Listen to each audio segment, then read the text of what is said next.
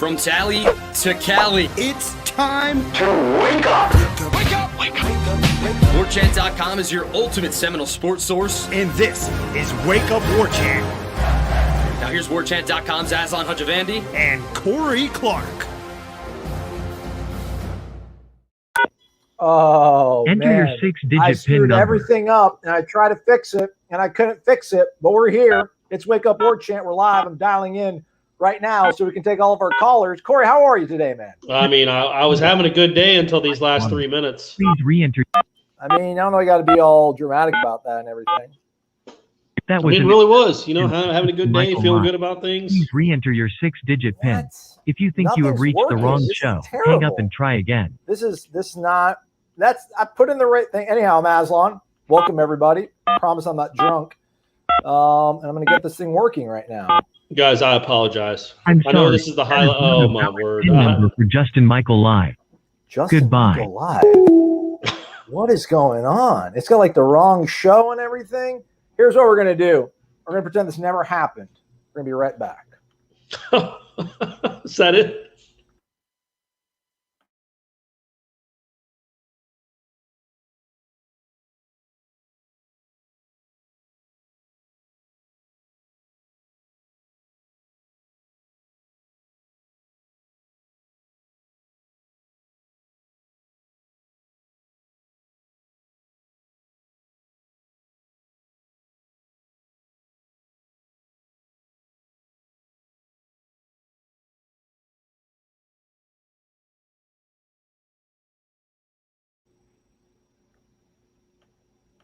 All right, enough of that. Welcome back to the program. It's Wake Up Warchant, presented by nobody.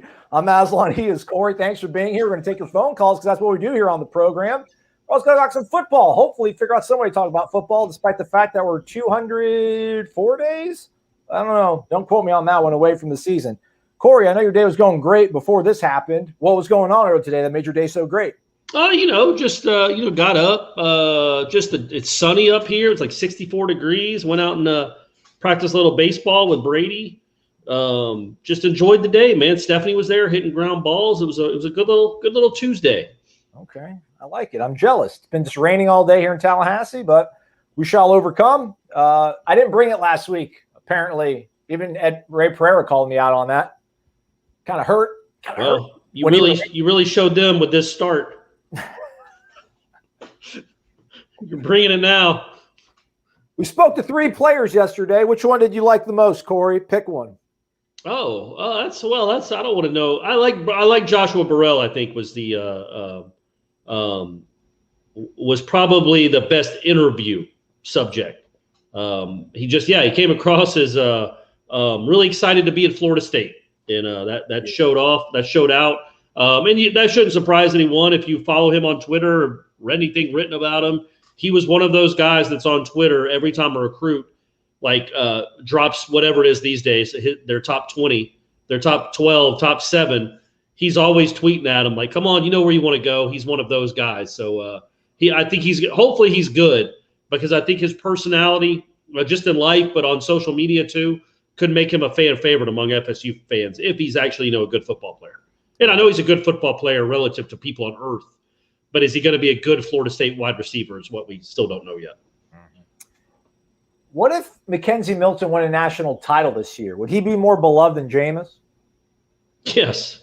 Are you kidding? Yeah, and it's because of him. Like, he comes in and throws for 4,000 yards and 44 touchdowns. Yes, because Jameis took over a team that was 12-2 the year before. Okay. It had a bunch of NFL players on it, not a team that was 3-6. So, yeah, I mean, that's basically I think if Mackenzie Milton got them to 9 wins, he wouldn't be Jameis level, but he would be that tier right below Jameis, with the Ponders and the EJs of the world. Because, man, that would be incredible to get this program back to 9 or 10 wins in one season. Shout out to Eric Angel. Corey, Buccaneers, baby. Brady and Gronk, best duo in the Super Bowl. Yep. Hey, again, guys, I'm an NFC South through and through. That's in my bloodline. So I'm excited that they won that. Yeah, that was my championship as much as it was Tampa Bay fans. Yeah, the Lombardi will be making its way to you probably in a month or so as it makes its way through the NFC South. New Orleans will get it for a little bit, and then Charlotte, and then you guys will be able to. Oh yeah, we all share. Like I think right now Alabama's national championship is in Starkville somewhere. Yeah, and it'll go up to Knoxville, so the Tennessee fans can embrace that for a few days. Thank you, Eric. Appreciate it. By the way, actually in Mississippi, whoever wins the Egg Bowl, like they usually take it to their local Walmart, and then everybody comes out, takes photos with it. Is that a joke? No, it's serious. Serious. They take it to a Walmart. They take it to the Starkville Walmart or the Oxford Walmart, and then, yeah. I mean, they don't have to be that on brand, do they? It couldn't even be like. I mean, I know Mississippi has country clubs. There's some nice spots in Mississippi. Why? I mean, the Walmart just seems like I guess they're just embracing what people think of that state. Maybe I don't know. It's the people's trophy, man. It's the people's trophy. You take it to the people. Let's go ahead and start this thing off with a phone call because we like phone calls. Who do you think it's going to be, Corey? I don't even know. I can't even see right now. I mean, I have a guess. Look at that. Let's go to Virginia Beach, Virginia. Mr. 757 himself. It's Gator Kirk, everybody. Make some noise. What's up, gentlemen? How you doing this evening? That's right. Good, man. How are you? I'm doing well, Just want to remind everyone before I forget, softball starts on Thursday. If you're lucky to have ACC Network Extra, you can watch that game. Because don't want to forget about the other sports we have. Yep, and Lonnie's got. I mean, it's Lonnie. It's the softball program, so they're always good. And I think they got everybody back, but maybe one from last year from that team that was. I mean, they only played whatever they played, a third of the season. But yeah, they're going to be good again. It's Florida State softball. All right, here's my question tonight. So I was listening to Renegade Express, and I want to know what other mascots other than Bevo would Corey like to see Osceola spear? Are there any others up there at the top? And I'll be honest with you. Bull, not a cow. Yeah. Is he? Yeah, that's right. Good call. Look, Ralphie would be a great match because that is a beast. That is a beast, and it will be running. Like Bevo just stands there. That's like. I mean, anybody could do that, but you would have to really practice to get Ralphie because Ralphie's coming at you, and it's do or die. I mean, if you don't spear Ralphie, you're getting speared, and it's not going to be good. That would be not a good day for Renegade. So I'd say Ralphie, but the one that came immediately to mind, Gator Kirk, was is it Aubie? No, not Aubie. That's the tiger, like the dude in the tiger outfit, the War Eagle. Oh, like swirling around the stadium. And imagine Osceola on the horse, Renegade rears back, and you Patrick Mahomes won 60 yards in the air and hit the bird. Right? That would be I think that would be the coolest one. Would someone have to say pull before he threw the spear? If he's throwing it up in the air, probably like he'd have. Yeah, you don't want to get the bird right at when it's coming out of the cage or on the person's arm. However they do it over there in that crazy stadium. But yeah, I guess you'd say pull or there it is or now's the time. Whatever you got to do. But spearing that thing from 100 feet in the air or 200 feet in the air would be one of the most amazing athletic accomplishments in human history. I guess people did that back in the day, right? Did people ever? I guess they shoot bow and arrows at those things back when the pioneer days. What do you got? One, Aslan? I think that bird. I think that bird's protected though, so you might get into some federal trouble. Look, man, I think Buffalo are probably protected too, but it's a man's game, Gator Kirk. If they're out there and it's already like they know it's on the line. It's not like you just go and do it without telling somebody. They know that he's going to try to spear that bird. And so at that point, if they're willing to do it anyway, then I think you're covered. But there's a lot of live mascots. But nobody wants to see Uga. Like Uga's just sitting there by the doghouse and just terrible. Yeah, that would be awful. No, that's not good television. Spearing of Buffalo. No, Smokey. Now we're talking. Smokey. Just stay away from dogs. We'll leave dogs alone. How about Boomer Schooner? That would be a feat. Oh yeah, man! It'd be like a John Wayne movie. You'd have the wagon full of people in the cowboy hats, and then the Native American rising up and throwing a spear. Yeah, that would be good. And you could set the wagon on fire because obviously it's flamed. So look, man, Gator Kirk, this might be your best question, and it's also February. You know what I mean? We're still a month from spring practice. We're 7 months from the season. That's a very good question. Aslan hasn't offered anything. I mean, Ralphie's the answer, man. Yeah. Trying to think, like, I don't know, like, does South Carolina have a gamecock? Like a big rooster? Right, a rooster? Look, man, we're not here to get into cockfighting. That's not our thing. We don't want to kill. We don't want to kill chicks. All right, Gator Kirk. Appreciate the question, man. All right, y'all have a great evening. There's a lot better content than what we just heard here on Warchant, so make sure you join if you're not a member. And as always, y'all go Noles. Thanks for taking my call. By the way, Aslan, what number is this tonight? It says 49 what total. Call is it says 49 total calls. I don't know if that includes this one or 49 previously phoned in attempts. I think I thought tonight was 50, but hey, maybe I'm a little early. But anyway, you all have a great night. Go Noles. That's Gator Kirk, everybody. He's from Virginia. Virginia. We've been doing. Oh, I guess he calls in a couple times a week, depending on the show, right? I was going to say we haven't been doing this for 50 weeks, have we? That's but yeah, I guess we've been doing it. I mean, yeah, that's 50 times I've talked to Gator Kirk in less than a year. Yeah. I've talked to my sister like 11. You know what I mean? I don't even text her that much. Gator Kirk, you're a part of the family. Well, he calls into the recruiting show. Yeah. So you're not there for the recruiting show. But anyway, a shout out to Vishal Patel, man. Let's go. 51 American dollars. What? Come in. Is anything going to work for me today? Let's go. Great cash, homie. Corey and Aslan, best duo on the internet. Go Noles. Who can argue that? Nobody can argue that. Yeah, man, thank you very much, man. That's very, very nice. Thank you, Vishal. Appreciate you, man. It's awesome. It's crazy. It's crazy. You know, it's also crazy when somebody comes over the top of the rope like Joel Davis. Let's go, Joel. What? Let's go, man.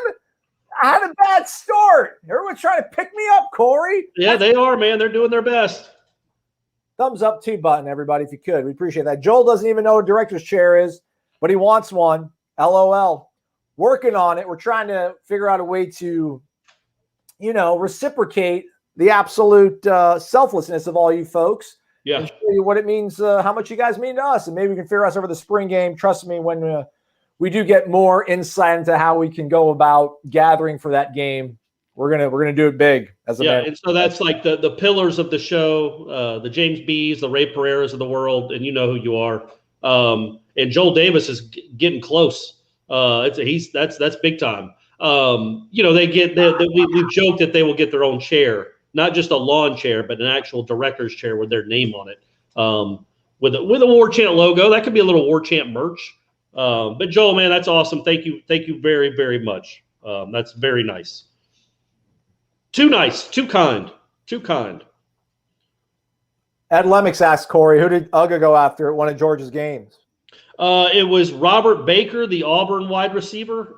It was a game they actually won in 96, I think. I think it was 96. Mike Bobo was the quarterback. I remember that. Hines Ward was on that team. And, he scored a touchdown and then was celebrating. And it was at Auburn, but he got too close to Uga, and Uga tried to jump on him.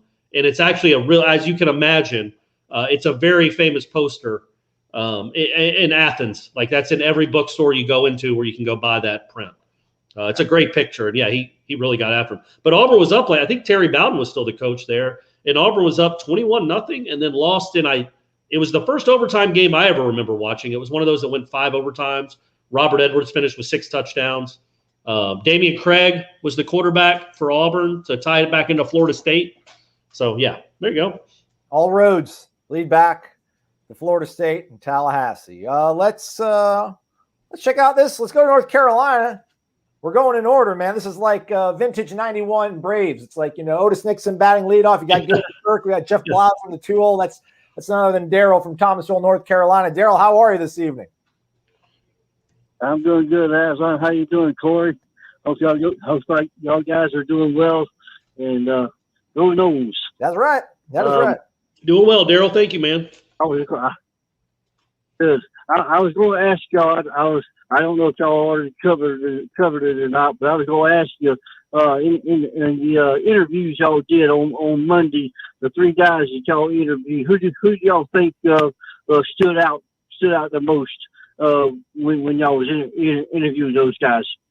I like Joshua Farmer, man. I like Joshua Farmer. I thought Joshua Farmer's got that kind of that nitty-gritty, country strong sort of aesthetic that we seem to like in our football players, and kind of like the way he talked about the impression that Corey Fuller's made on his career and helped him change the way he looks at football and how he can use that to uplift people. So I was really impressed with that, and just his sort of, hey, man, play me inside, play me outside, I'll play wherever. I'm ready. So and like Malik McLean, you kind of got the sense he didn't enjoy what was going on, but he certainly didn't come across as not intelligent. He seemed very intelligent. He just, like, sometimes with athletes in general, just people in general, they just don't feel comfortable in those settings. Who would?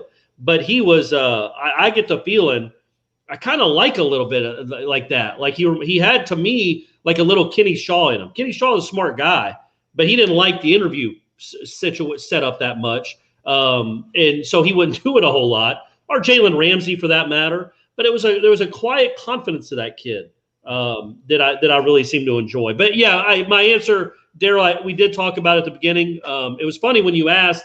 I'm not sure if you covered it when you were asking if we had talked about it before. I'm like, well, the only thing we talked about was kill another live mascot. So unless you're going to ask about that, you're covered. But then you did actually ask something that we talked about right at the very beginning. And mine was Joshua Burrell. He was just a really good quote, engaging, bright kid. Just you see, has a big personality.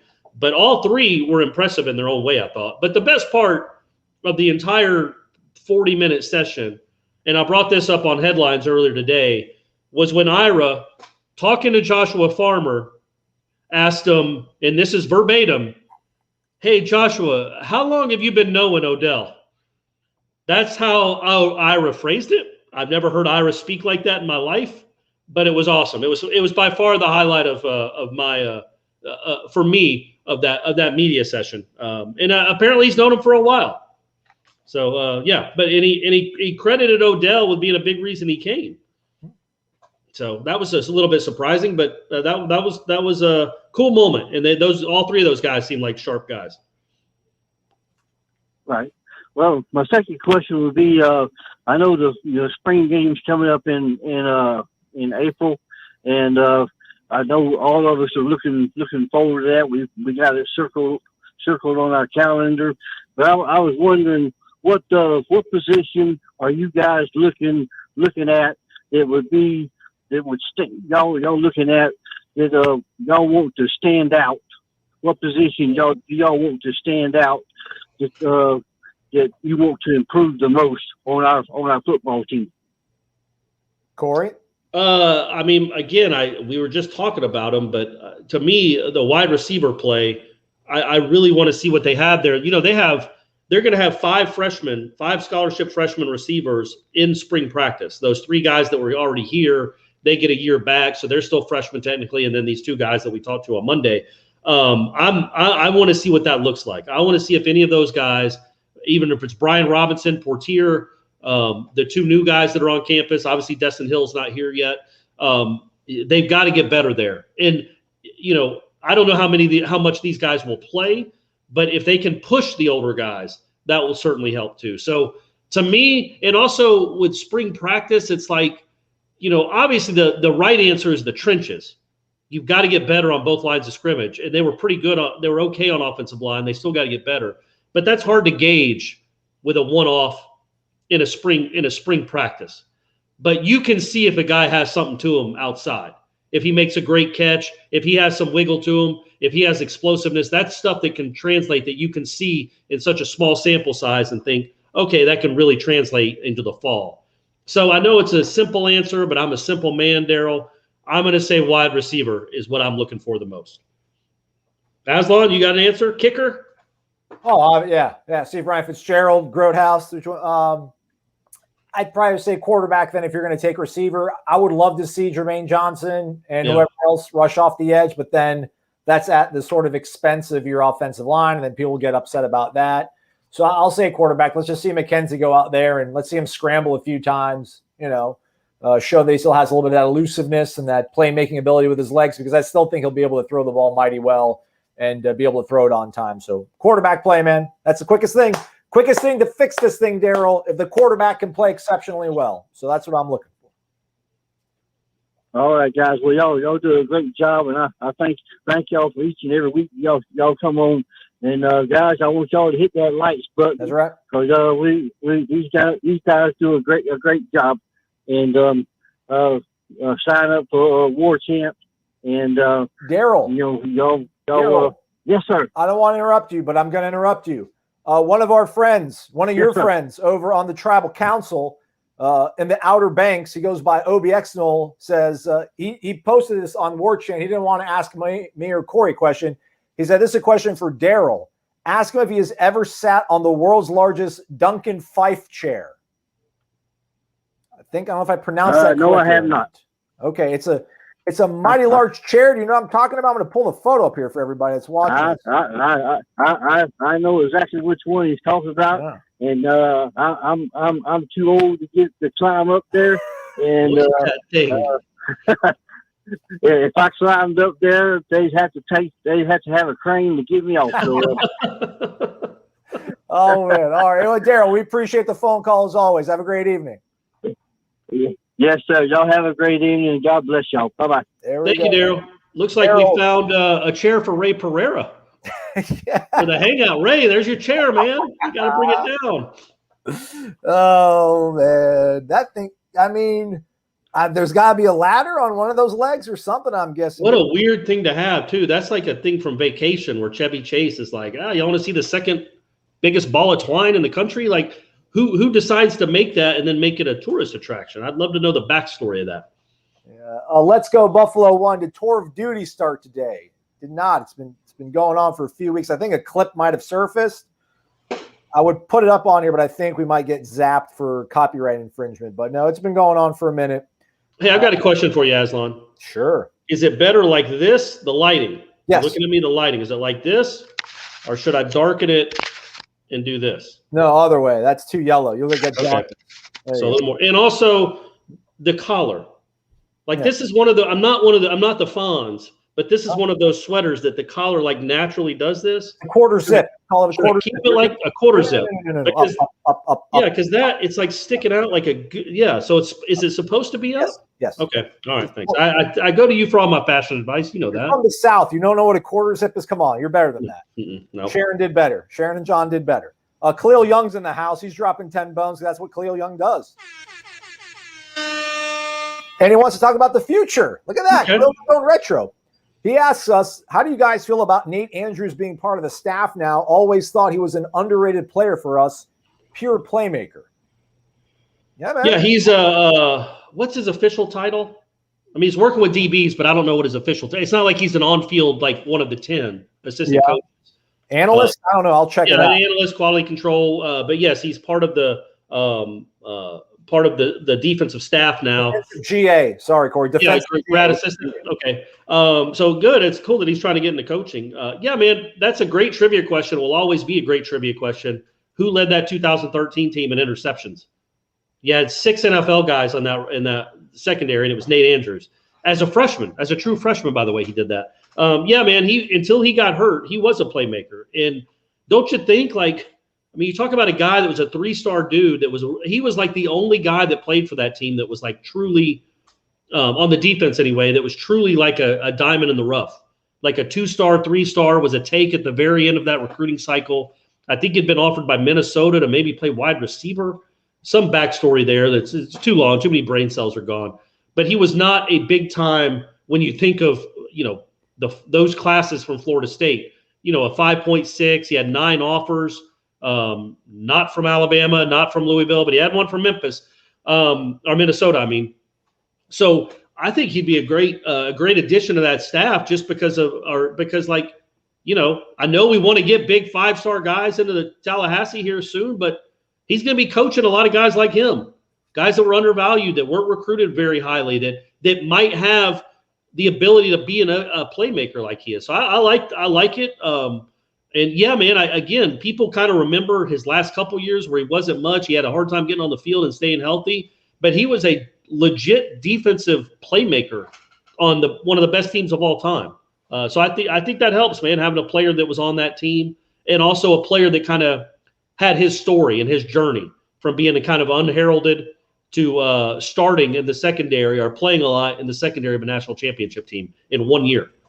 Yeah, I like it, man. Young guys, as Corey said, have kind of walked the walk here. And yeah, man, I'm excited. He's, been under the thumb of Jeremy Pruitt for a year. That's never a bad thing, at least when it comes to learning about football, not necessarily being a leader of men, I guess, overall. But I'll take it. I like it. We always talk about how much it sucks kind of when you lose a legacy recruit. When you see guys out there that want to get into the coaching business and they're not at Florida State, it's always a little bit of a bummer. So glad to have him back, man. Plus, that defense, it needs all the help it can get. So that's absolutely. Super.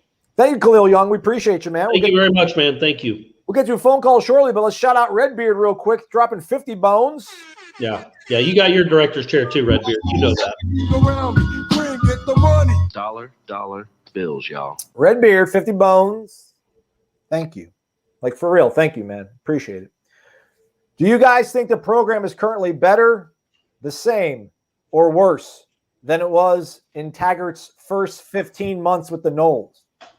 Yeesh. Well, at the end of it, the beginning of it, the middle of it, like, how about, I know he paid us my ask this question. Can I amend it? Like, is the program in a better place after 1 year than it was going into 19? Well, he's basically saying, like, I think he's taking into account the off seasons that both had after their first seasons, going into spring practice. Better. Yeah, we'll see. Yeah, I feel like it is, but I'm not 100% convinced of it. Only because I just want to see what it looks like. And the defense is so bad. It's so bad. But hopefully it's getting better. But look, this offseason, after the disaster that was 2020, record-wise, is clearly better than the offseason that Willie Taggart had after his disaster of 18, in my opinion. So in that regard, yes, I do think it's better.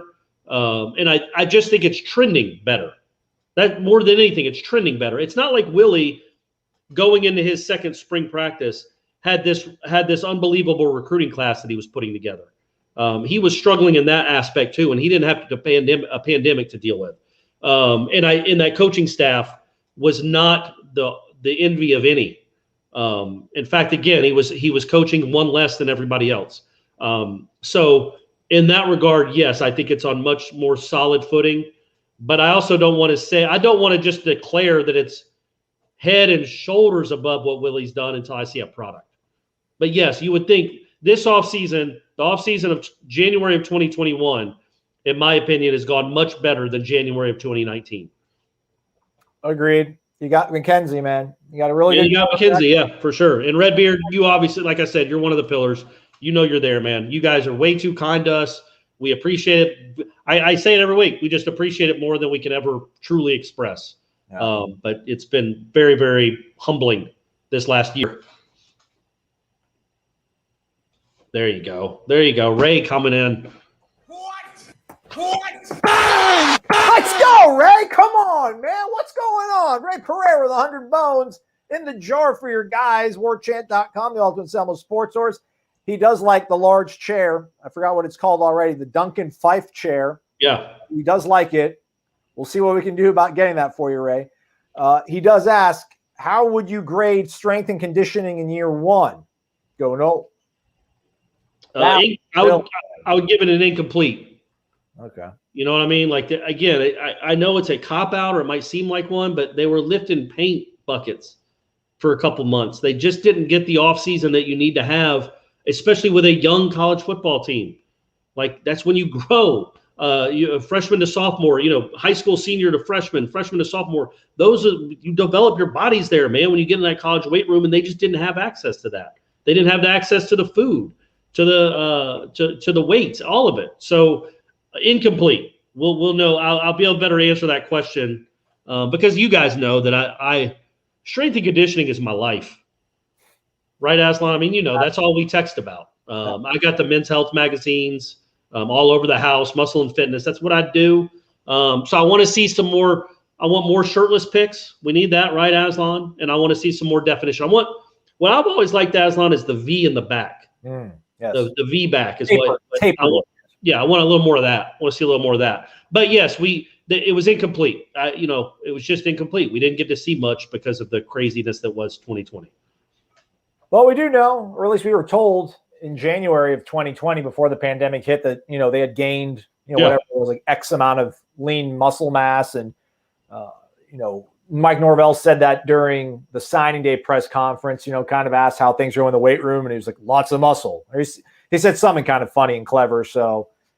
Again, he certainly believes in Josh Storms. Josh Storms seems to have a pretty good reputation in the industry. So, but you didn't see it really on the field, though. I guess is my point. Yeah, I mean, I don't know how would we think that, like, if they were stronger, like Josh Kando gets to the quarterback more, or J. Rob holds point of attack a little bit better, offensive line played better. Like, is it because Alex Atkins is a better teacher, or is because they're it's tough to kind of say, but.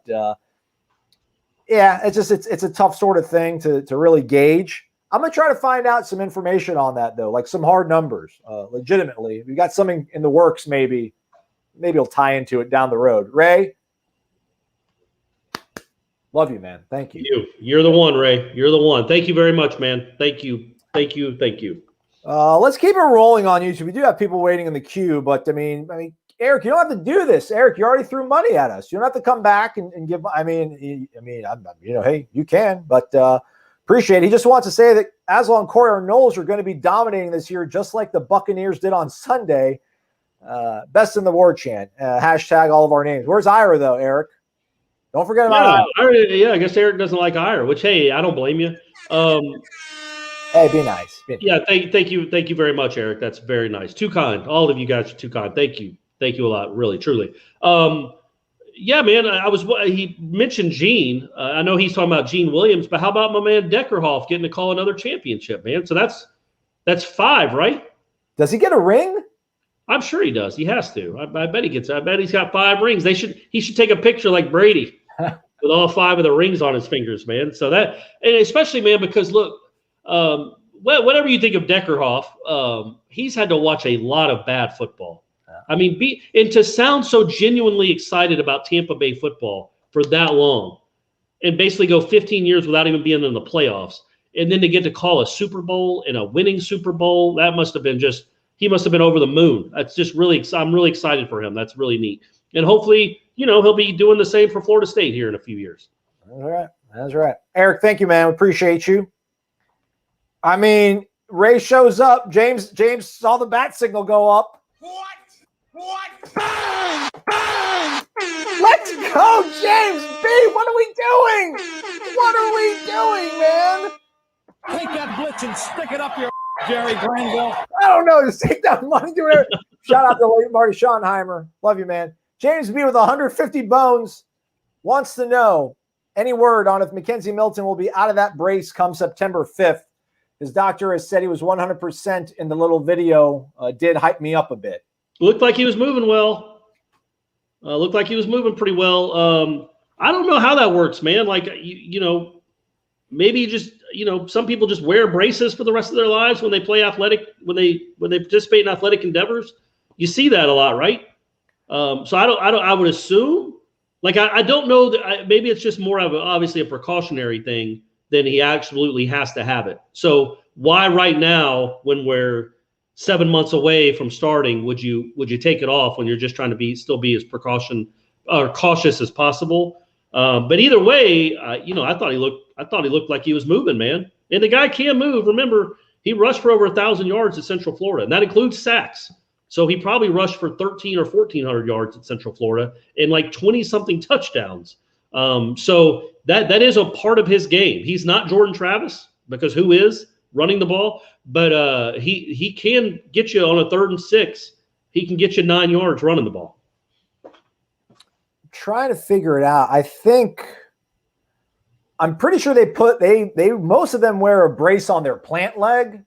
I think for righty would be right, but the internet said the left. I mean, if your plant leg is your left leg, I don't think he's going to play with braces on both of his knees. But we'll find out more when we get them during spring practice and actually, hopefully, maybe actually see him running around out there. But that probably is kind of I don't know, Corey, if he is wearing his brace, then do you sort of think that maybe he won't be nearly as, I don't want to say explosive, but not maybe nearly as elusive or wanting, desirous to run? Because, like when Francois came back, Francois had the brace and never took it off. And it was like, I'll take that off, champ. And he never did. And that kind of affected everything. So I wonder if that'll be kind of like a tell about just really how much he trusts that leg. Yeah, I don't know. It's a good question. We'll talk. I'm sure we'll talk to him again. We'll ask him next time we get him. We'll ask him about his. I'm sure we'll get him before spring practice. We'll ask him about his brace and if it feels like if it's a burden at all, or if it's cumbersome at all, or if he can move around and has mobility with it. Why would they? How would you? I guess like your lead leg, because you don't want to get rolled up on. So maybe it is the left leg. I don't know. We'll figure it out. We'll talk to somebody in the healthcare industry. I promise you. But James B. Yeah, James B. Come on, man. It's too. You're just too kind. You're too kind, man. Thank you very, very much. It's all you guys. It's incredible. James B. You're the one. Let's go into the heart of the Sunshine State. Let's go to the Villages. We got Wes on the line. What's up, Wes? Good evening, fellas. How y'all living? B.I.G. Look at that on the screen right now. James B. out here making it rain, man. We're living great. How are you, man? Doing well, guys. Before I get to my question, Corey, on the Friday Renegade Express show, I feel sorry for anybody who was taking a drink in the middle of the podcast when you made the comment about Osceola throwing the spear at Bevo. I mean, I could not stop laughing. I had to take a minute to recoup after that. It was hilarious. So thanks, buddy. And you missed Gator Kirk on the top of the show asked me what are the other live mascots I would have Osceola spear.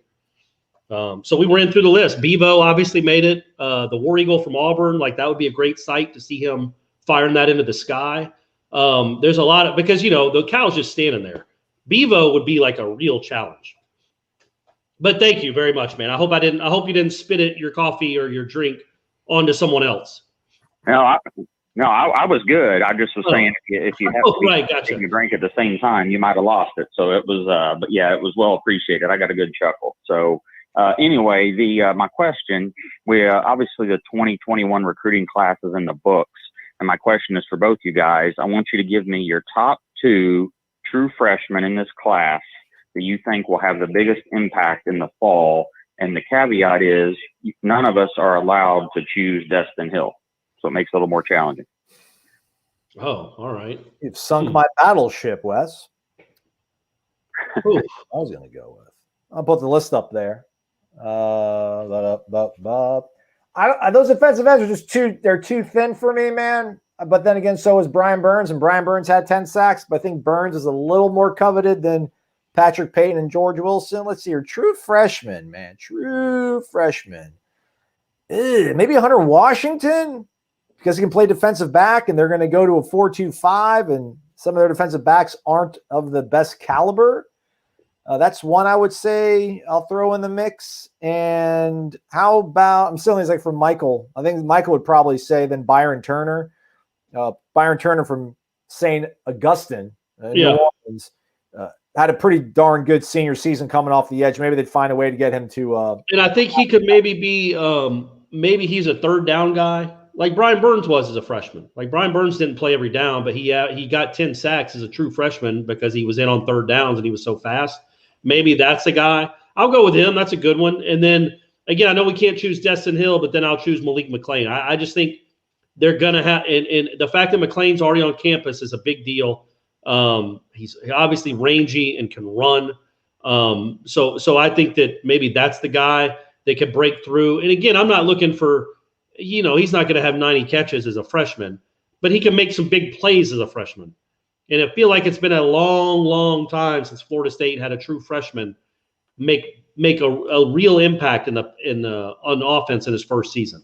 But I think the playing time is certainly available if he can go earn it.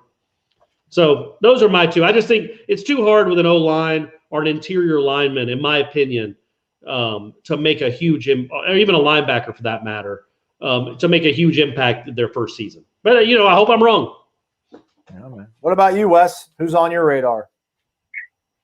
Well, yeah, and I took Destin Hill off because all three of us would have put him at the top choice, Yeah. I'm sure. So, but for me, I'm definitely high on Malik McLean. I think and we've discussed it ad nauseum, you guys especially, that the wide receiver room where we are with it, and now that you got Milton in there coming in that we believe will start, I think, with McLean being an early enrollee, I feel like he'll be definitely, and his size and athleticism, I think he'll shine.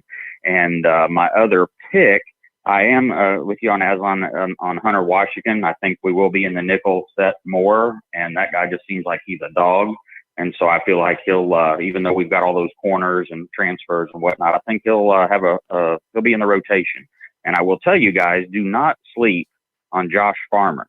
That guy apparently is up to 265 and has no interest, because he did early enroll, has no interest in just saying he's going to be sitting for a while and not playing. That guy is going to try to get on the field. So watch for him to make a big impact. I think he's going to surprise some people.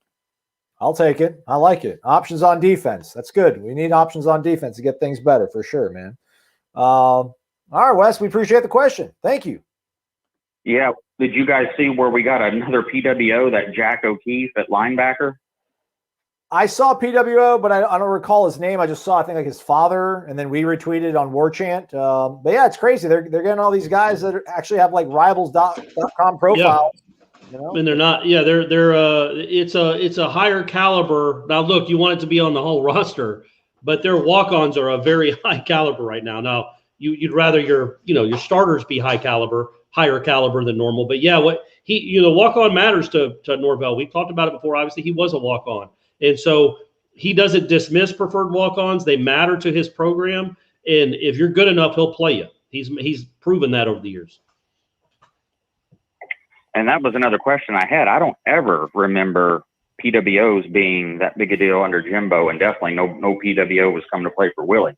So and it's shocking that he signed so many PWOs and guys with good offers that could go elsewhere. It's pretty amazing. Yeah, man. Yeah, it's to be commended for sure. It helps. It helps in practice. It could help in games. It certainly helps the scout team. It's all good stuff, man, for real. All right, Wes. Thanks for the call again, man. We'll catch up with you. Yeah, fellas, you have a good evening. Don't forget to hit that thumbs up and subscribe to Warchant. Go Noles. Have a good evening, fellas. Right. That is right, man. Wes from the Villages. Appreciate you. I was trying to pull this up. I think this is who he was talking about. I just saw this morning from the Warchant account. Jack O'Keefe. Sounds like a good linebacker name. Hopefully, I don't know what he plays, but we'll take him. It's crazy. They only signed one linebacker, Jordan Eubanks. Yeah. Hey, if you're only gonna run two out there, maybe that's not big of a deal. All right, let's keep it going here. It's Wake Up Warchant. We're here on YouTube. We're live. Thanks everybody for being here. If you get the thumbs up button, that's super cool. So scroll here. I see color on the screen. Color's awesome. Well, Khalil, what are you doing? Hey, Khalil. What are you doing, man? What? Let's go, Khalil. 50 bones. He's back for more. You guys gave me an idea talking about Nate Andrews being a 3-star that turned out to be a lot better than his rating suggested. Other than him, who would you say is the best 3-star recruit we had from the Jimbo era? Xavier Rhodes is what Khalil would say. I mean, it's hard to argue that one. Correct. Really hard. It's a little different though, because Rhodes was a 3-star receiver that turned into a 5-star corner. But for a guy that actually stuck at his position, played the position he was recruited to play and was a 3-star. Was Bjorn Werner a 3-star? Maybe. Yeah, I was going to say Brian Stork, but he came as a tight end, and then Cam Irving came in as a defensive lineman. So. Yeah, I feel like Bjorn was a 3-star. And that guy was a 5-star. I know he didn't have a great career in the NFL. We're not going to relitigate that. But he was a monster in college. 3-star. There you go. 6'4", 264 out of the Salisbury School in Salisbury, Connecticut, along with the great Will Tye, who ended up having a better NFL career than Bjorn did. I think that was a signing day announcement, like on ESPN. I think he chose Florida State over like Oregon or somebody, if I'm remembering that correctly. But he was a guy that I remember. I can't remember who it might have been Everett Dawkins. It was somebody that was on the defensive line. We talked to him about, the first day, when you get a veteran after the first day of fall practice, you ask him, okay, are there any of the freshmen that have stood out? And he said, I don't know his name, but number 95 is pretty good. Number 95 flashed at me, but he didn't know his name. That's how early on it was in Bjorn's career. But he made an impact, or at least showed his potential almost immediately. Xavier Rose, not so much. Xavier was kind of pissed off, actually, that he was being moved to cornerback. So he didn't have the best freshman experience, but it turned out to make him, $100 million or whatever he's made in the NFL. I'd go Bjorn. I love Terrence Brooks. Everybody that knows, that listens to me talk about that team, Terrence Brooks was my favorite person on that team. Just a great person to talk to and a good player.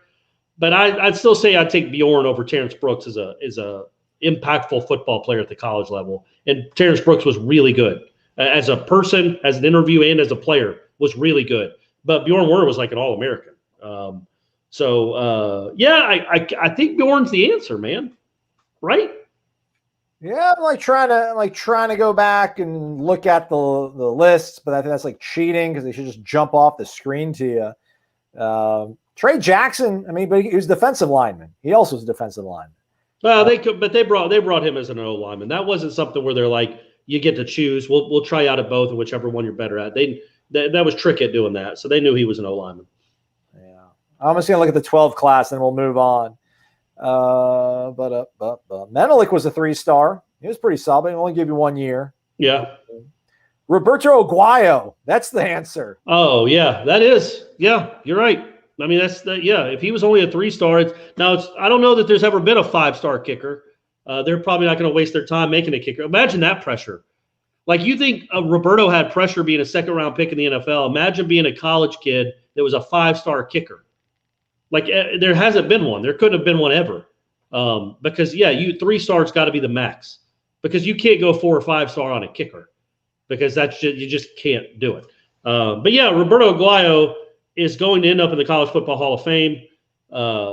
If they, it'll be 50 years from now, but you can make an argument, a good one, that he was the best college kicker of all time. So yeah, that's the answer. Good job, Aslan. I had to look it up. I cheated. Khalil, we appreciate the question, man. And appreciate another tip, man. That's man. Seriously. You're the truth. You're a good guy. Eric, what are you doing? Eric, we're gonna keep. Eric, you can type without having to give us money, man. But hey, you're not going to see it without the money, though, right? Well, he wanted to say, I'll see it.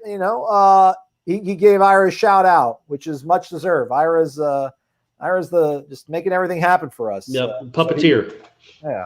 How about this? A little bit of that. Thank you, Eric. Thank you very much, man. Thank you. Hey, we got Ed in the house. Ed Lemick's in the crib. Let's go, Ed.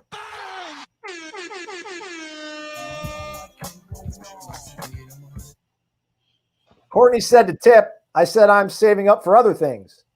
She won.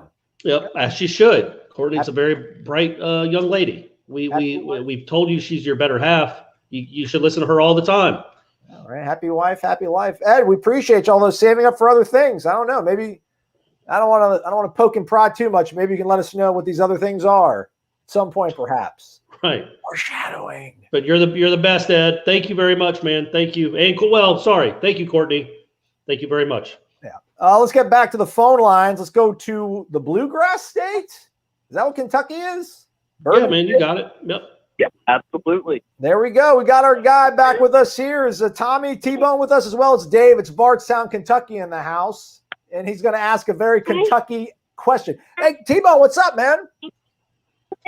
Hello, what's up? Living, Tommy, living, man. So before I get to my question, I wanted to ask, your Zaxby's ad where you ask how many combinations there are between the 4 chicken fingers and the 5 chicken fingers with the sauce. Yeah. Do you guys want to put up like a chalkboard in the FSU math department with like a Goodwill Hunting kind of a thing to see if anybody can solve the equation? I think it's unsolvable. It's just too much. Yeah. Like the thing about Goodwill Hunting, man, is that math equation that's on the board in where he's the janitor at MIT. That doesn't look like math. It looks like, I mean, there's just lines going in different directions. It's so I can't even. Yeah, that's what it looks like. He's Aslan's got the Zach Galifianakis at the Rain Man thing at on The Hangover. But that's when I realize how dumb I really am. Is like I can't even begin to understand how that's even a math equation. I know what 6 + 8 is. I know what 5 - 3 is. I got that on lock. But that stuff, the elevated math, that kind of math, it doesn't even seem like it's for human beings. But yeah, we'll do that. It's not a bad idea. That's not a bad idea. Yeah, that stuff. Yeah. Yeah, and then if you can solve the problem, there's some kind of prize you get. Okay. A full scholarship to Florida State. There we go. All Yeah, right. sure, absolutely. The Ray Pereira Fund. The human fund. Yeah. So I feel like the basketball team has earned right for a basketball-only Wake Up Warchant show. Oh, all right. Aslan, you about that? Hey, I'm all about it, Dave. I'm all about it. I love that team. I love that staff. Aslan doesn't. He's not the biggest basketball fan. I like basketball. I just can't talk about it intelligently. I struggle to talk about. That's football. what I meant. You're more astute when it comes to football. But yeah, man.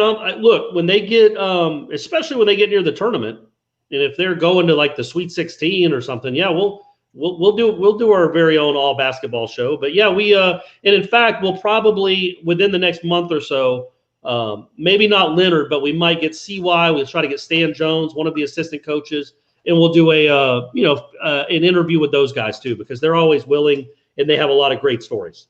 So good idea, Dave. We appreciate it, buddy. But you're from Kentucky. That's what you love. Well, my wife is from Kentucky, and she dragged me up here.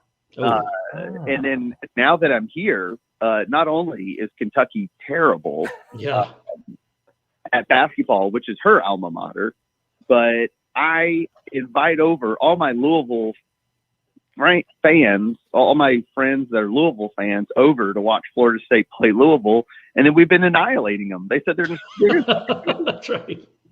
How crazy is it too that Kentucky is now, for the time being, has a better football team, better football record than Florida State, and Florida State's a better basketball school. How's your wife handling the 5-12 start, by the way, for the Wildcats? Yeah, they're hanging their heads. They don't want to talk about it. It's tough times for them.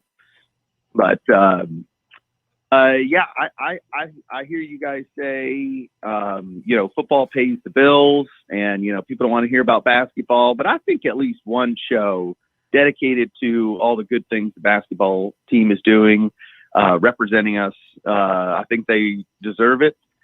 And this game against Virginia on Monday, I mean, that's exciting.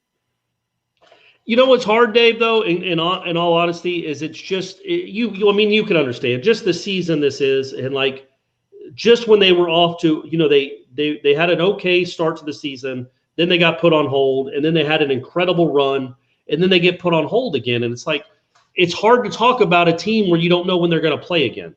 And we know right now they're scheduled for Saturday. We hope it happens, but you know what I mean? It just seems to kind of suck the lifeblood out of the energy around the program.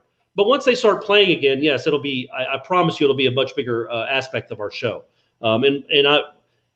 Heaven help us, please start playing again. Please, let's start this season up again. They're a fun team to watch, and I've missed them. I've missed watching them. Hey, I'll get down. Well, with Dabo has been. Go ahead, Dave. Dabo Sweeney's been on the air saying that he thinks that everybody is ducking the Florida State basketball program, and correct. Yes, absolutely. Everybody knows that they're ducking them. That's what. I still think we have 50 games canceled a week now in college basketball and college athletics, including North Carolina and Miami, because those North Carolina players were spotted at an indoor party without wearing a mask, or they were out partying without wearing a mask. So North Carolina flew down to Miami, I think, or vice versa. They canceled the game 2 hours before the game. Still, Dabo is the only coach, the only one that has questioned the integrity of a school for canceling a game because of COVID. So what are you going to do? That's Dabo. Good hill to die on. Hey, I wanted to say one other thing. I was listening to an interview. I think it was Joshua Farmer, and I thought one takeaway I had was how much and there's another defender who talked about how much they love Adam Fuller, and they say he's the man, he's my dog, and that's very reassuring to know that they say that seemingly without prompting. But then later on in the interview, somebody was saying something about Coach Fuller playing at Florida State, and I thought, what? Like, I don't remember Adam Fuller playing for Florida State. And then I had to do a little research and figure out it was Corey Fuller, I guess, anyway, who Gadsden County High School head coach, who they were referring to. Correct, yes. The other Adam Fuller did not. Corey Fuller was very good at Florida State. He tore his ACL before the 93 season, or he would have been one of the big players on that team too. Adam Fuller did not play at Florida State. So, I can see that. Yeah. I can see the confusion, though. Like, wow, what was Adam Fuller telling this kid in the living room on these Zooms? Dave, I'm with you. I'm like, whoa, let's pump the brakes on Adam Fuller changing the way. And I'm like, oh, wait, no. The other Coach Fuller. Yeah. No, I'm with you. Where are you from originally, Dave? Yeah. How did this lovely wife of yours end up taking you to Kentucky? Where did you guys get extracted from? Well, I'm from Apopka, the big potato, with John Anderson, Seminole Wind, all that kind of business. Yeah, Sammy Smith. I'm the one who I like to wash 80% of the dishes and tell my wife I got them the 30 minutes. Yeah, right. Mm-hmm. We like that. Everybody liked that one. We got a lot of good feedback on that one. Yeah, no, I met my wife in medical school, and she informed me that we would be moving to her home state of Kentucky. So I selected the bourbon capital of the world, Bardstown, Kentucky. Nice. That helps you get through living in Kentucky. Hey, just kidding, buddy. That's a great state in our union. It's pretty too. It's pretty. It's picturesque up there. Yeah.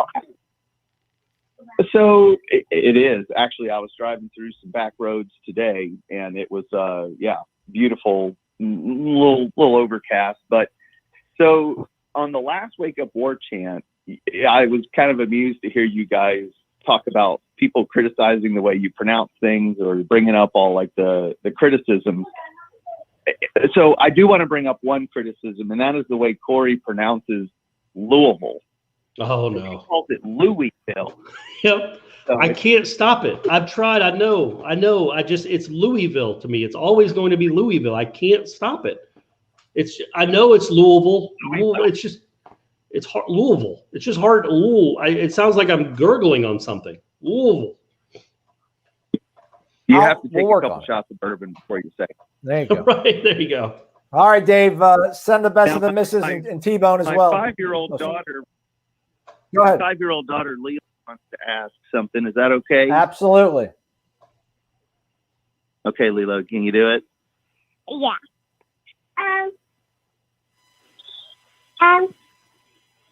Better hurry. I have a question.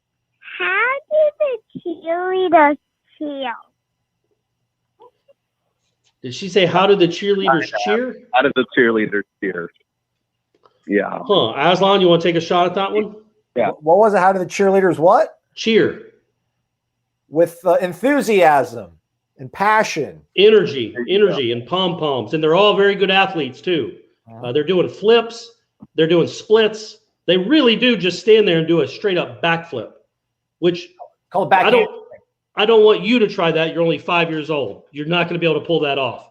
But it's really kind of amazing to just think of a 5'2" person standing still and then flipping and then landing back on their feet. So that's how cheerleaders cheer. There we go. We get all kinds of questions. Thanks for the phone call, Dave. Thanks. Go Noles. That's right, man. There we go. All right. We got the whole family on that one. I mean, golly, he's got a wife in medical. They met in medical school. They're doctors. They got 2 kids under the age of 5. Probably. He probably lives on a horse farm, right? Like they probably own they probably have a stable of horses. I try to look it up. Yeah, Bardstown's like 30-ish minutes probably south of Louisville. So it's kind of out there. It's a little bit rural, but you mean Louisville. Or that. By the way, Daryl asks, Florida State basketball clear to play Saturday, Corey. Yes. As of now, Daryl, yes, but it's only Tuesday. So They returned to practice today, actually, for the first time in 10 days. They returned to practice, and they're going to get 3 practices in. Well, 2 more after today, and then a walkthrough going into Wake Forest on Saturday, and then a quick turnaround before Virginia on Monday. Yeah. All right, last phone call of the evening. I think this might be a first-time call. Let's see. Let's look at ESPN or Warchant Stats and Info. 2 total phone calls. It's Charles. He's in North Carolina. Charles, what's good, man? What's going on, man? Living, Charles. Living large. I had a throwback question. All right. Would Chris Ricks and Xavier Lee, would they benefit more in today's game and the spread up tempo offenses more? Would they benefit more versus what they did in their careers at Florida State? Because I know, like, a lot of people may not like Chris Ricks, but man, I watch a lot of old school Florida State games, and I think Chris Ricks has some tools, man. How old are you, Charles? I really think I'm 34. Okay, all right, you're my age. We don't call. Come on, man, you're my age. We don't call old school games with Chris Ricks back there. Hey, man, that was 20 years ago, dude. That was 20 years ago now. Oh man. Yeah. To answer growing up, so I didn't really know much about the game. That's why. Yeah. I do wonder, would a guy like Gus Malzahn be able to, tap better into Xavier Lee than Jeff Bowden? Probably, but I still think, there were some things there that I don't even know somebody totally embracing spread up tempo offense would be able to fix with him. I think Ricks might have been a little bit more salvageable just because he tried a little harder, it seems like, to be the leader of the football team. But yeah, it's worth discussing. What do you think, Corey? Yeah, I would think if you asked those teammates that might have been teammates of both, they would say they probably liked Xavier Lee more than they liked Chris Ricks, but I don't know that for sure. He didn't seem to have a lot of big friends on the team. But with Chris Ricks, man, yeah, I think number one, Chris Ricks' best year was his his redshirt freshman year, which was the closest he was to getting that coaching from Mark Richt. Mark Richt had left, but he did coach Chris Richt for a year. The problem was it's just they weren't coached well, man. They just weren't coached well. We'll never know what Chris Ricks could have been. High formation a lot, man. It was crazy.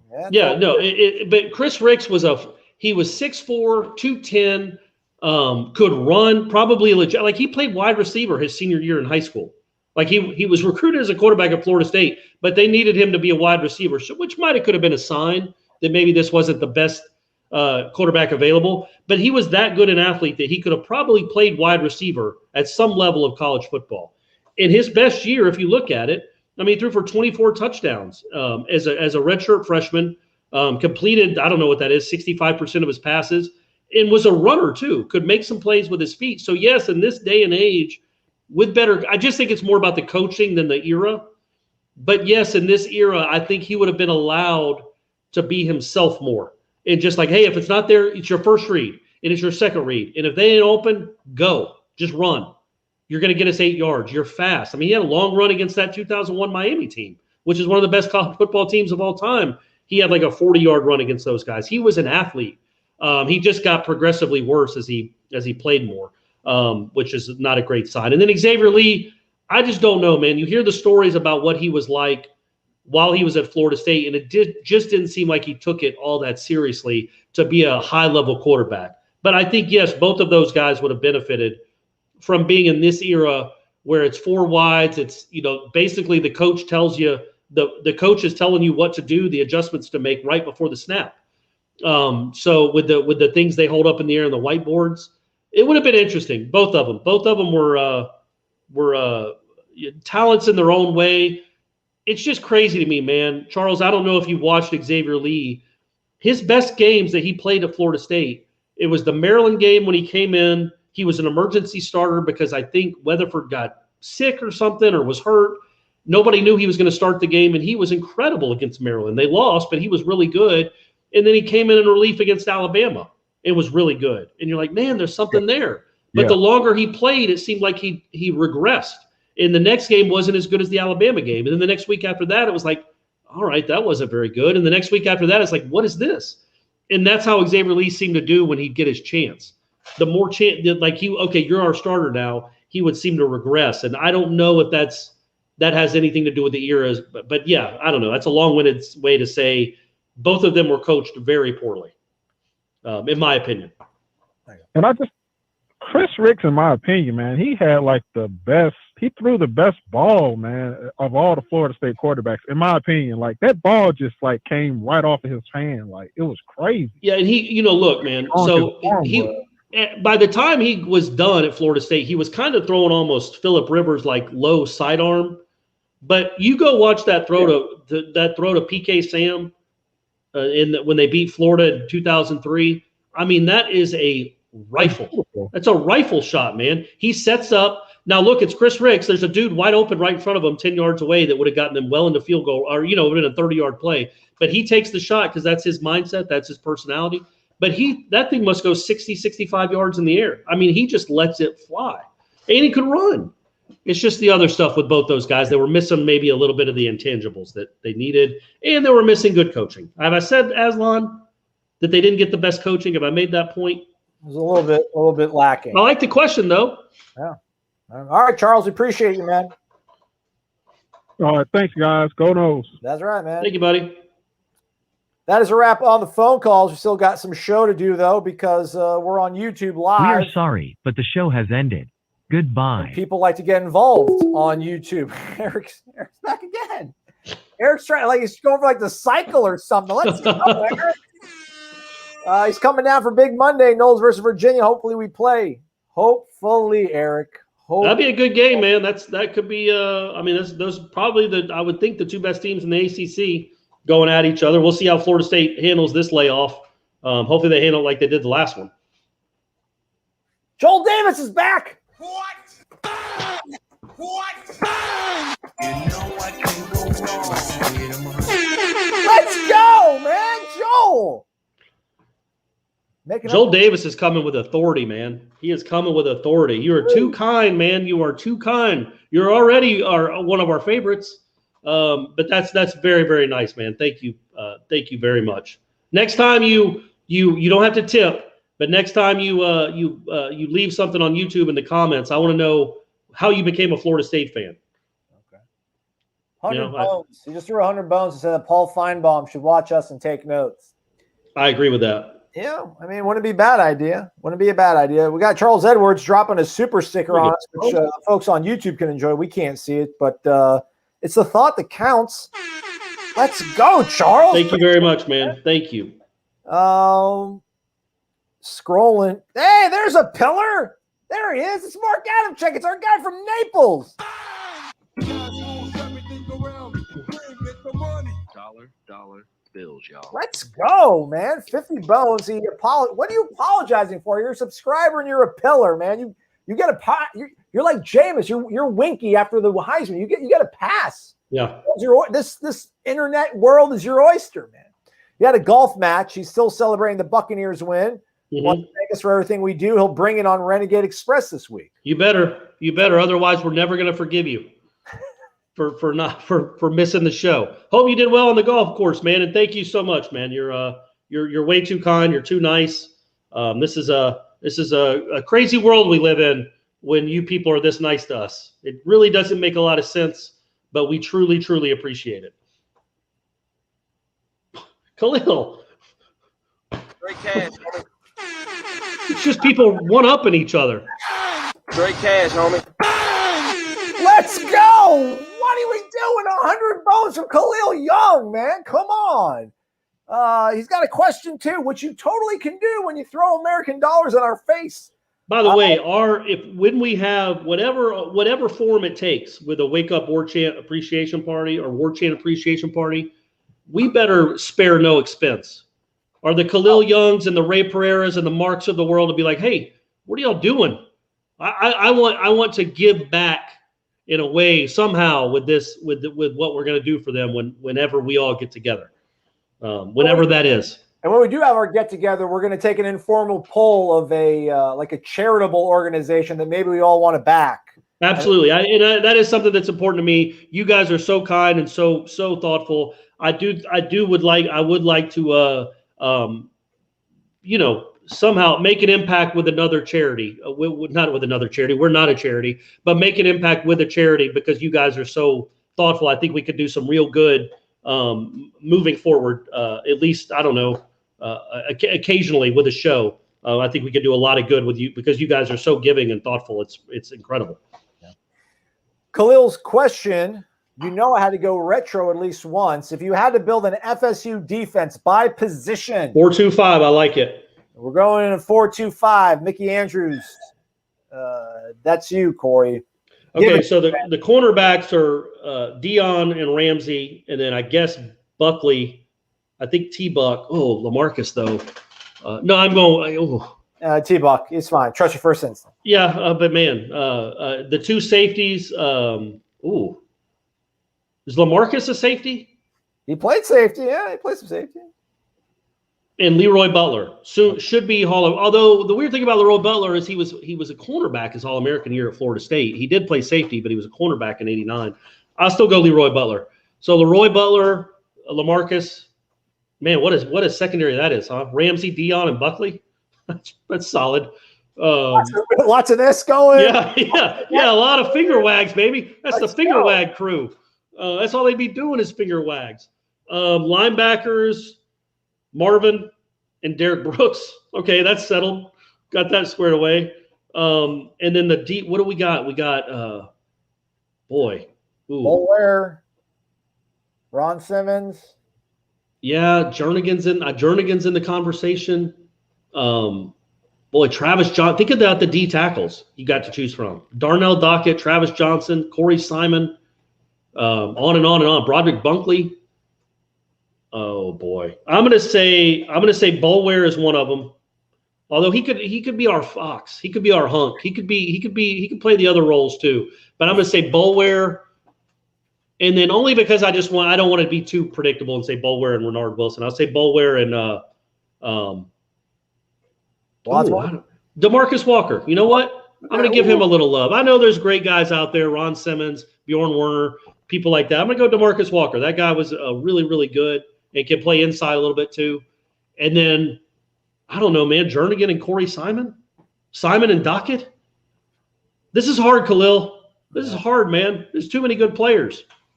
Nobody from the last few seasons.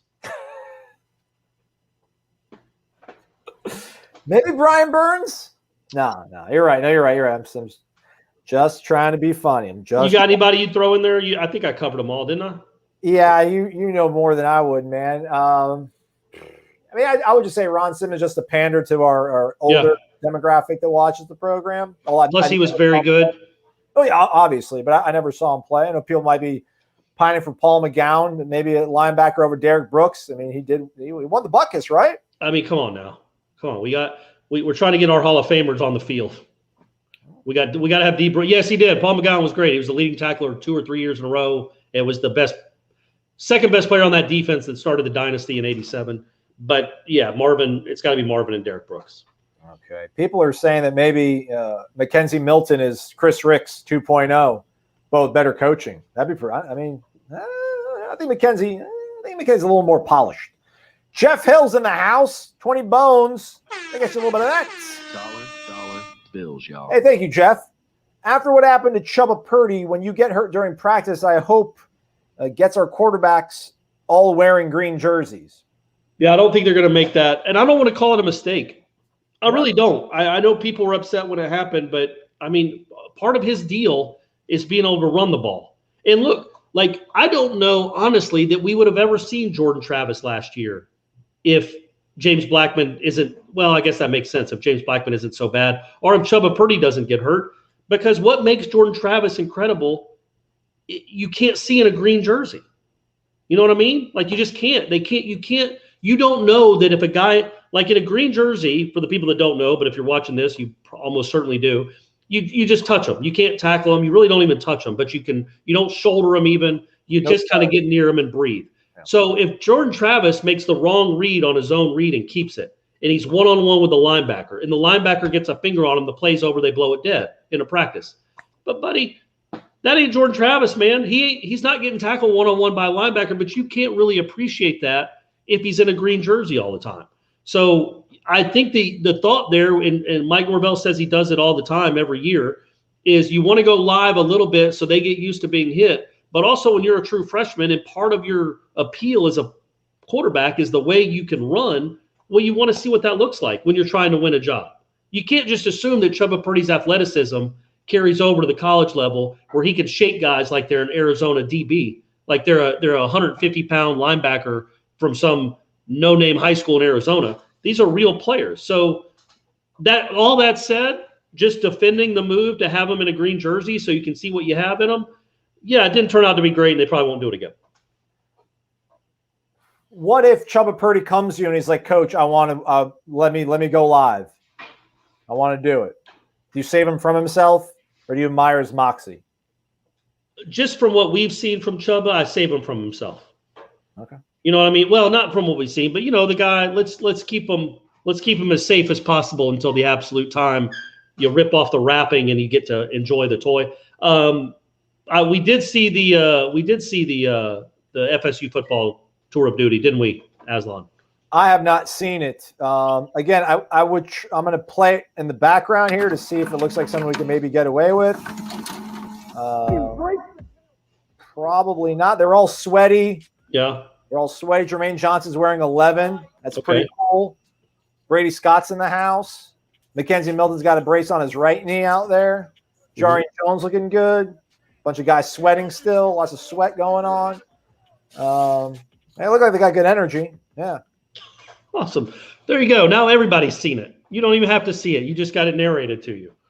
We talked about it a little in the beginning of the show that it looked like, at least in one of the one of the questioners asked that. I'm sorry, I don't remember who it was, but it might have been Redbeard, but I could be wrong. About Mackenzie Milton looking pretty good the way he was moving. And I agree with that. It's really quick. It's a snippet, but he looks like he's an athlete, which is good to see. Okay, we got that. And I almost forgot about you, Garrett Knowles. I'm sorry, man. Sometimes, with the phone calls and everything. So if you ever do throw a super chat and for some reason I do not put up on the screen, be upset. I mean, you should. It's your hard-earned money.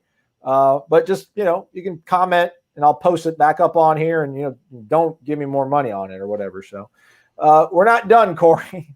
What is going on? What? Let's go, Joel. What are you doing, man? Straight cash, homie. What is going on? Is that 3 bills? That's 3 times. Is that the third time? Yeah. Yeah. You didn't have to put Corey said just put the. Yeah. Joel, come on, buddy. Come on. That's too kind. Way too kind.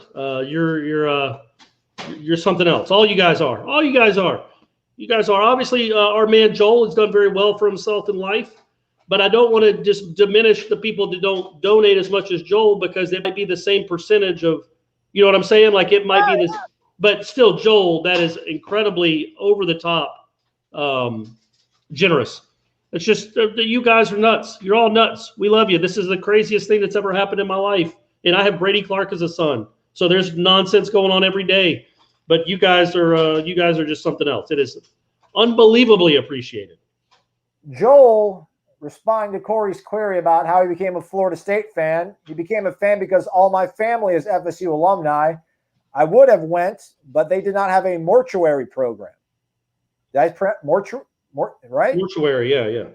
But so does that mean you're a mortician, I guess, right? Yeah, mortician. Oh, yeah. All right. Okay. All right. Do major universities have mortuary programs? Or I thought it's like a trade, like you go to like electrical school, like you go to mortuary school. Like I thought he was being funny. I don't know that, like, maybe Auburn has a great mortician. That'd be cool if that was part of their football facility.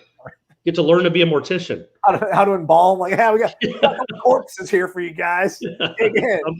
When you're done with the flight simulator and recording your new album, come in here and you can learn to embalm someone. Oh, splendid. All right. You let us know how that all works out, Joel, and don't do it again. Oh, yeah, don't do it. Khalil Young also says Ramsey was more versatile than Rhodes, but he says that he thinks that Rhodes is probably better at corner than Ramsey. Oh, yeah, and Rhodes, yeah, you're right. Rhodes is something, but you got to have Ramsey on the field in some capacity. But, yeah, you got Xavier Rhodes. Didn't even cross my mind. That's Florida State. That's DBU when Xavier Rhodes doesn't even cross your mind as somebody you'd put on your team. All right, man, that is a wrap. Thank you to everybody for watching us, listening to us, hitting the thumbs up, subscribing to Warchant, subscribing to our YouTube channel, which you can say your preferences at the little bell at the bottom right of the screen. Thank you to Joel.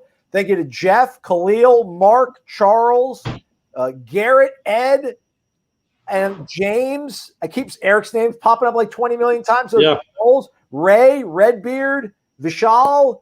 We appreciate every one of you folks for tuning in, tipping, and spreading the word that is this website. We will be back for a Renegade Express on Friday, maybe a happy hour on Thursday. And are you working on anything particularly, Corey, right now? No, just about being a better man. Okay. That is what we call a wrap, everybody. Thanks for watching and listening.